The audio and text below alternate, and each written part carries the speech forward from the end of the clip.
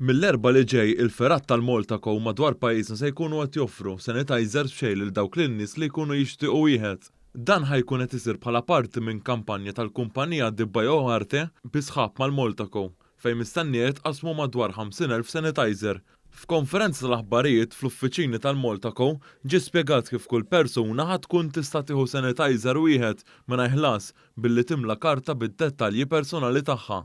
Manuele Biazzo, il-direttur tal-kumpanija Dibbajo Arte, stqal li l-kumpanija ħadmet ma' Moltaco sabiex fi żmien bħal dan li qegħdin fih tkun tista' tagħti xi ħaġa lura lill-komunità. We are happy they joined immediately the aim of this initiative, that is, to take care.